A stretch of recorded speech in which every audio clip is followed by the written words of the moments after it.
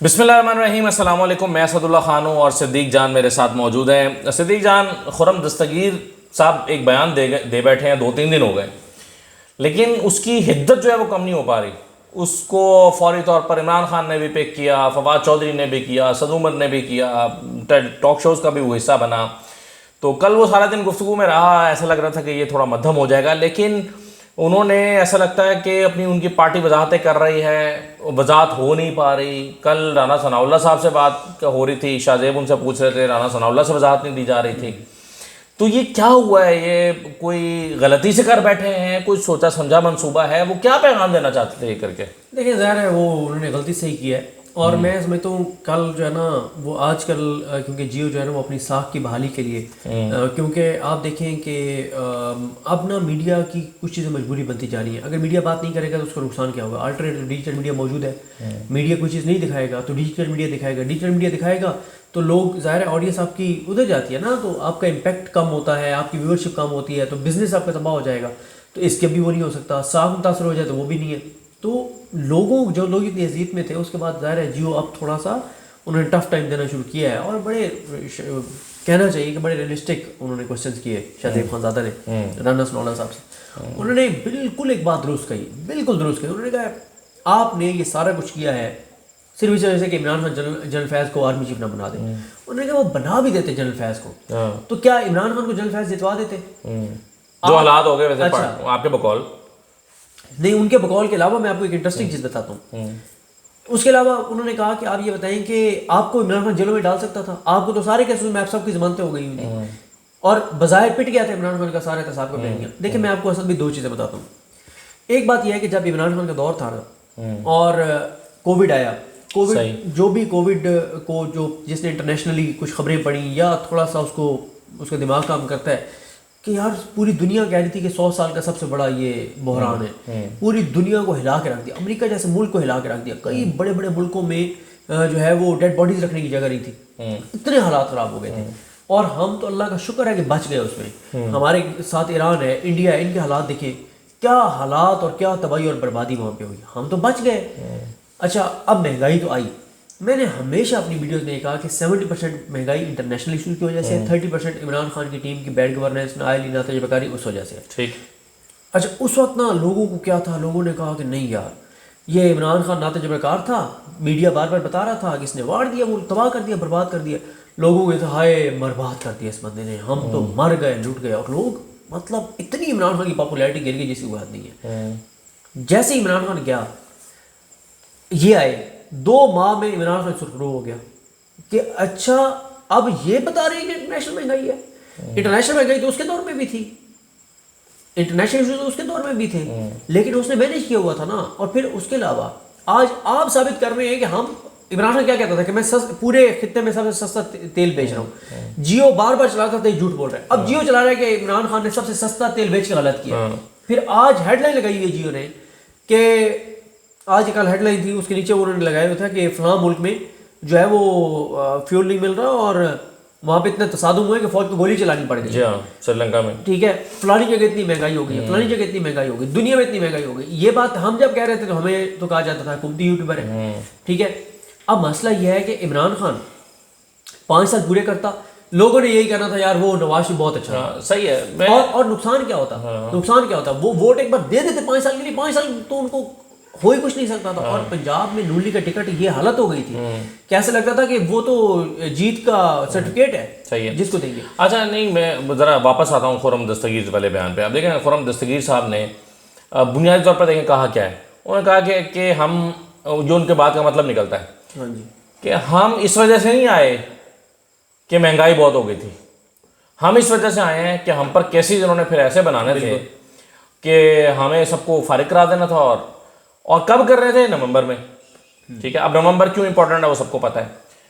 تو یہ بات جب ہم اپنے طور پہ اپنے سورسز سے خبر دے رہے تھے تو بڑا شور مچ رہا تھا, ہمیں جو ہے نا وہ یہاں سے پکڑ لیا. آپ نے خبر یہ دی تھی, میں اپنے دیکھنے والوں کو یاد کرا دیتا ہوں. آپ نے کہا کہ میاں نواز شریف کی نماز پڑھ کر آئے اور کچھ کارکن وہاں پر بیٹھے تھے ان کے, اور آپ مجھے پھر پھنسوانا چاہ رہے ہیں. نہیں کوئی مسئلہ نہیں, آپ تو باتیں بہت آگے چلی گئی ہیں. آپ نے اس وقت بات کی جب ابھی مارکیٹ میں اتنی بات نہیں. تو آپ نے کہا اور اس وقت بہت جا کے لگی تھی زور سے. ہاں آپ نے کہا کہ میاں نواز شریف سے انہوں نے کہا کہ میاں صاحب یہ آپ نے کیا کیا, اور اس وقت تو یہ پیٹرول بھی نہیں بڑھایا تھا, یہ سب کچھ نہیں کیا تھا, تو میاں صاحب یہ آپ نے کیا کیا ہے, یہ تو نہیں کرنا چاہیے تھا. تو پھر میاں صاحب نے کہا کہ مجھے یہ کہا گیا تھا کہ اگر آپ نہیں اس کو ہٹاتے تو نومبر میں یہ جنرل فیض کو لگا دے گا, اور اس کو لگا دے گا تو پھر اگلے 10 سال بھول جائے. ٹھیک ہے, اچھا بالکل, اور نظام ایسا آ جائے گا اور آپ لوگوں کے کیسز ہوں گے اور یہ ہوگا اور وہ ہوگا, تباہی پھر جائے گی. یہی بات خرم دستگیر نے کہہ دی ہے. یہ بات جب میں نے کہی تھی تو بہت سخت لگ رہی تھی. بہت سارا. اچھا ایک چیز اب خرم دستگیر سے بھی بلا کے پوچھیں نا اور کہ بھائی جان ہم آپ سے پہلے لوگوں سے پوچھ چکے ہیں کہ یہ آپ نے کیوں کیا تھا, تو اب آپ بتائیں ذرا کہ آپ نے کیوں کیا. سر جی یہ بیان خرم دستگیر کا نون لیگ کے گلے پڑ گیا, اور ضرور اس پہ سرزنش ہوئی ہوگی. میاں نواز شریف نے بھی کہا ہوگا یار یہ کیا اس نے کیا, اور میں آپ کو بتاؤں اس پہ نا ادارے پہ بھی بڑا دباؤ پڑا ہے. اسد عمر بار بار کہہ رہے ہیں, مطالبہ کر رہے ہیں, وہ کہہ رہے ہیں کہ آپ وضاحت کیوں نہیں جاری کر رہے کہ خرم دستگیر یہ کہہ رہا ہے کہ جو نیا آرمی چیف آنا تھا اس نے آئین اور قانون کی دھجیاں بکھیر دینی تھی, عدالتیں اس کے ماتحت ہونی تھی, اس نے غلط کیسز بنوانے تھے, غلط سزائیں دلوانی تھی. تو یہ مطلب ایک تو نئے آرمی چیف پہ یہ بات کر رہا ہے کہ آرمی چیف جو بھی آتا وہ یہ کام کرتا, تو وہ کہہ رہے ہیں آپ وضاحت دیں. تو یہ صرف نا ادارے پہ بھی دباؤ پڑ گیا, نون لیگ کے بھی یہ بیان گلے پڑ گیا, اور عوام میں بھی یہ خراب ہوئے کہ عوام آپ کہیں گے اچھا آپ تو کہتے تھے کہ مہنگائی ہوئی جا رہے ہیں, حالانکہ ہمیں تو پہلے پتا تھا کہ مہنگائی کوئی سے نہیں آ رہی. اچھا پھر اگلی بات یہ ہے کہ آپ مہنگائی کے لیے اگر آئے ہیں تو آپ نے مہنگائی کے لیے آ کے عوام کے لیے کون سے 3 بڑے اسٹیپ لیے مہنگائی کو کم کرنے کے لیے, اور آپ نے یہاں دیکھیں اپنے سارے آپ نے EVM ختم کر دیا, آپ نے اوورسیز کا ووٹ ختم کر دیا, آپ نے جو ہے وہ نیب کو تقریباً ختم کر دیا, آپ نے نواز شریف کو پاسپورٹ جاری کر دیا, آپ نے مریم کو سیکورٹی دے دی, آپ نے اپنے پروسیکیوٹر چینج کر کے شہباز شریف نے ضمانت لے لی, حمزہ کو جس طرح سے بٹھایا گیا ہے, اور اس طرح کی آپ چیزیں دیکھیں. اپنے جو حامی ہیں ان کے آپ سارا کچھ وہ بند کر کے اور آپ کر رہے ہیں چیزیں, ان کے کیسز مینیج کر رہے ہیں, ان کی چیزیں کر رہے ہیں. تو آپ یعنی آپ خود اپنے نگیٹ کر رہے ہیں اپنے بیانی کو کہ ہم تو عوام کی وجہ سے, عوام تباہ ہو جاتی برباد ہو. عوام کو تو اصل میں آ کے آپ نے تباہ اور برباد کر دیا, اور اپنے آپ نے سارے کیسز ختم کر دیے, اور اپنے آپ نے سارے معاملات جو ہے وہ ٹھیک کر لیے. تو یہ نون لیگ کو بہت ڈیمیج کیا اس بیان نے, اور یہ اسی طرح سے ان کو ڈیمیج کیا جیسے آصف علی زرداری صاحب کی وجہ سے وہ ہوا. ادارے میں اس کو بھی دباؤ بڑھ جب آصف علی زرداری نے کہتے کہ جنرل فیض کو کھڈے لائن لگ گئے, پھر ادارے کو پریس ریلیز جاری کرنا پڑا. اسی طرح سے نجم سیٹھی نے پہلے کہہ دیا تھا کہ جنرل فیض صاحب ٹرانسفر ہو جائے گے عمران خان کے لانگ مارچ سے پہلے. اور کل ان سے شہزاد اقبال صاحب نے سوال کیا, آئی تھنک رانا سنولا تھے, ان سے کیا, انہوں نے کہا کہ آپ تو اپوزیشن میں تھے, آپ کو کس نے بتا دیا تھا کہ عمران خان کا یہ پلان ہے. اور وہ کیا کہتے ہیں کہ ان کے اپنے لوگوں میں آ کے بتاتے تھے. یار کو باتیں کرنے والی بھائی, عمران خان کا اگر یہ پلان تھا تو عمران خان نے 25 بندوں میں بیٹھ کے کہا ہوگا کہ ان کے ساتھ میں یہ کروں گا. اور میں آپ کو ذاتی اپنا بتاؤں گا ایک تجزیہ, جنرل فیض صاحب آپ بھی جاتے, عمران خان ان کو بنا بھی دیتے. سر اتنا آسان تھا ساروں کو جیلوں میں ڈالنا, جتنا ہمارا نظام جس طرح کہ آپ تو خود یہ کیسز کور کرتے رہے ہیں, لاہور میں آپ نے دیکھا ہے. تو یہاں پاکستان میں تو جو ہے وہ بڑا لمبا وہ چاہیے اگر آپ نے. اور وہ جو یہ بار بار کہتے ہیں نا عمران خان 100 عدالتیں بنانے لگا تھا, وہ سپریم کورٹ کا فیصلہ تھا, جیسے گلزار صاحب کا فیصلہ تھا. آپ کو پتہ ہے اس دن کیا ہوا, ہم کورٹ روم میں تھے ٹوٹل 3 لوگ, ہم 3 لوگ تھے ٹوٹل. تو اچانک ایسے کیس میں نا گلزار صاحب نے یہ احکامات جاری کر دیے. میں نے بھاگ کے ٹویٹ کر دیا, 2 اور دوست, اب سمجھ نہ آئے کسی کو, میں نے لکھ دیا کہ 120 اور عدالتیں. وہ بڑے بڑے صحافی ہمارے دوست بھاگے اس نے اتنی بڑی ہیڈ لائن تھی, یہ اتنی بڑی بریکنگ تھی کہ 120 احتساب عدالتیں بنانے کا حکم دے دیا سپریم کورٹ نے. تو یہ سپریم کورٹ کا جسٹس گلزار صاحب کا یہ آرڈر تھا, یہ عمران خان کا فیصلہ نہیں تھا. ہاں اس کا یہ اب اس کی مختلف طرح کی انٹرپریٹیشن ہو رہی ہیں کہ جی کیوں نیب کے جج لگائے جا رہے تھے اور کیا کرنے کی تیاری تھی اور کیا کیا جانا تھا وہ. اب لیکن خیر انہوں نے اب کر لیا. پچھلی ویڈیو میں بھی ہم بات کر رہے تھے کہ نیب کے قانون کے ساتھ کیا کیا گیا, کیا چیزیں ہوئی ہیں. لیکن میں آپ کو بتاؤں کل 2 چیزیں لوگوں سے بات چیت جب ہو رہی تھی پرسوں جب F9 پارک میں جو ہوا تھا, تو اس میں 2 چیزوں سے جو ہے وہ میں بڑا ہوا لوگوں کے بیان سے. ایک خاتون نے کہا کہ جب میں ٹیلی ویژن پر چیزیں دیکھتی ہوں اور ان کی شکلیں دیکھتی ہوں اور ان کے اقدامات دیکھتی ہوں تو میرا بلڈ پریشر تیز ہو جاتا ہے. تو اچھا اب وہ جو کہہ رہی تھیں وہ ایسا لگ رہا تھا کہ وہ اس کیفیت سے گزرتی ہیں. اس طرح کی خاتون مجھے ملی تھیں, ریحانہ ان کا نام تھا, بڑے عرصے بعد, کافی عرصے سے ان کا رابطہ نہیں, 2006 میں.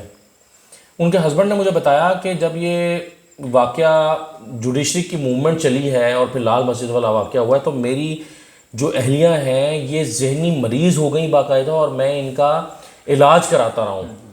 اور ان کو پھر ٹیلی ویژن دیکھنا بند کیا. تو مجھے اس وقت یہ لگا کہ اچھا اتنا اثر قبول کرتے ہیں لوگ, تو جو سنسیئرٹی کے ساتھ چیزوں کو دیکھ رہے ہوتے ہیں وہ واقعی اثر قبول کرتے ہیں. سر یہ آپ نے یہ جملہ آخری نہ کہتے تو مجھے زیادہ آسانی ہوتی ہے بات کہتے ہوئے, سنسیئرٹی والا, لیکن نہ کہتے تو مجھے آسانی ہوتی ہے کہنے میں کہ اب آج دیکھیں نا کہ میں نے بہت سخت ٹویٹس کیا صبح. کیوں کیے؟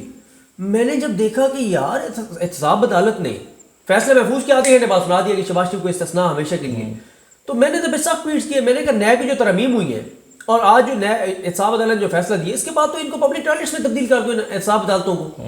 یار کسی کام تو ہے نا یہ عدالتیں, کیا کر رہی ہیں یہ عدالتیں؟ اگر آپ نے یہ کرنا ہے یار, یہ کو باتیں کرنے والی, کتنے اور لوگوں کو آپ نے اس طرح سے استثناء دی ہوئے یار, کتنے لوگوں کو آپ اس طرح سے. اور آج بھی شہباز شریف نے وہاں پہ وہ ابھی میں ڈیٹیل دیکھوں گا, وہ جو ہمارے دوست وہاں سے ہمیں ڈیٹیلز بتاتے, وہاں انہوں نے پتہ نہیں کوئی اپنی ترقیاتی پروجیکٹس کی بک پیش کر دی جج صاحب کو. یار کوئی اچھا یہ تو وہ کافی عرصے سے کر رہے ہیں. یہ تو جب میں لاہور سے کر رہا تھا کور, تو یہ میرے سامنے انہوں نے ایک بکلیٹ بنائی ہوئی تھی, وہ ہر دفعہ لا کے پیش کر دیتے تھے. ایک جج صاحب ہوتے تھے جواد الحسن صاحب, تو وہ کہتے تھے کہ یہ جو آپ, اچھا وہ واحد جج تھے اس وقت جب جو 5 گھنٹے 4 گھنٹے جو ہے وہ سماعت کر رہے تھے, اور وہ جو 10 گواہ ریکارڈ ہوئے ہیں نا 110 میں سے, وہ انہی کے دور میں ہوئے ہیں. پچھلے سال کی بات ہے, کووڈ سے پہلے, پچھلے سے نہیں کووڈ شروع ہو چکا ہوا تھا اس دوران کی بات ہے. اچھا تو وہ کیا ہوا کہ وہ جج صاحب جو ہیں وہ ان کے سامنے جب یہ پیش کی بکلیٹ, تو انہوں نے کہا کہ یہ آپ عدالتی ریکارڈ کا حصہ بنا رہے ہیں.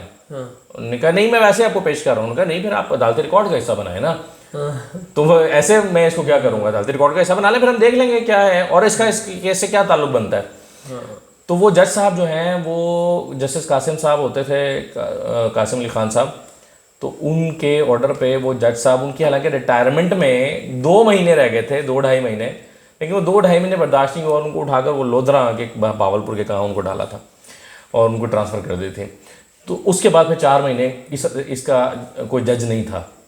تو یہ تو ہو رہا ہے ہمارے ہاں, یہ ہم روزانہ دیکھتے ہیں. تو میرا خیال ہے یہ خام خواہ مجھے بھی تکلیف ہوتی ہے کہ میرے ٹیکس کے پیسوں سے جو ہے نا وہ عدالتیں چل رہی ہیں. اسی میں دیکھا ہے اربوں روپے آپ لگا رہے ہیں نیب کے اوپر, نیب کی کورس کے اوپر, اور کئی کروڑ ایک جج کے مراد اور تنخواہیں اور یہ سارے ملا کے سالانہ وہ آپ ادا کر رہے ہیں.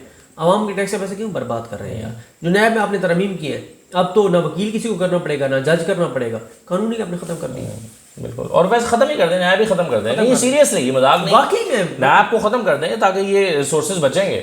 اس کا کوئی اور حل ہے, اینٹی کرپشن والے کیا ان کے پاس بھیج دیں, اور جو دوسرے کیسز ہیں ایف آئی اے کے ان کے پاس چلے جائیں, بس ٹھیک ہے. پھر یہ نیب کی ضرورت کیا ہے ایک الگ سے ادارہ پالنے کی؟ پورا صحیح کہہ رہے ہو. تو یہ صورتحال ہے. چلیں جی, بہرحال دیکھتے ہیں جی, اجازت دیں, اللہ حافظ.